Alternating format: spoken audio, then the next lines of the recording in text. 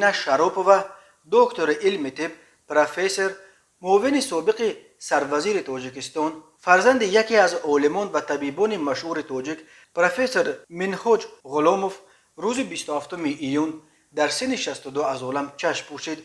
اتفاقا پروفسور نگینا شاروپووا در روز زودروزش ترک این دنیا کرد.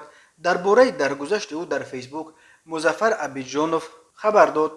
نگینا شاروپووا معاون سروزیر تاجیکستان، سرپرست وزارت تندرستی جمهوری تاجیکستان، دکتر علم طب، پروفسور، علوچه تندرستی SSSR، دارنده جایزه بین المللی به نام جوناتان من، عضو شورای علم طب وزارت تندرستی جمهوری تاجیکستان، عضو اساسیاسیون زنهای عالم تاجیکستان بود.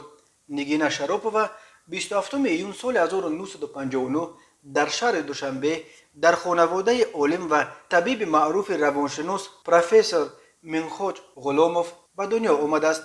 پدر او سال 1995 در نتیجه یک سوءقصد مسلحانه در پایتخت تاجیکستان کشته شد.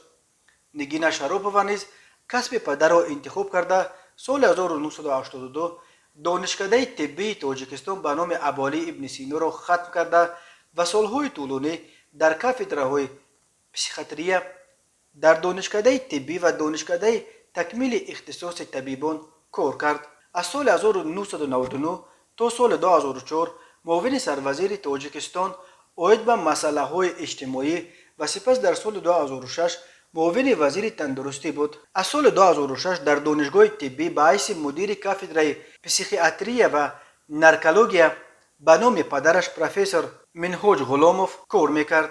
نگینا شاروپووا مؤلف بیش از 100 اثر و مقاله علمی، کتاب درسی برای مکتب‌های عالی طبی، 6 دستور تعلیمی و متدی می باشد. با 5 نفر عنوانچی در دفاع رساله نامزدی علم طب راهبری کرده است. تحت راهبری او مسائل حفظ سلامتی مادر و کودک حل و فصل کرده. لایحه قانون جمهوری تاجیکستان درباره تاشیر مادر مکانیدن کودک، نقشه ملی جمهوری تاجیکستان عاید به سلامتی ریپرودوکتیوی و غیره تهیه شده است. نگینا شاروپووا با اردن شرف درجه 2 سرفراز گردانیده شده است.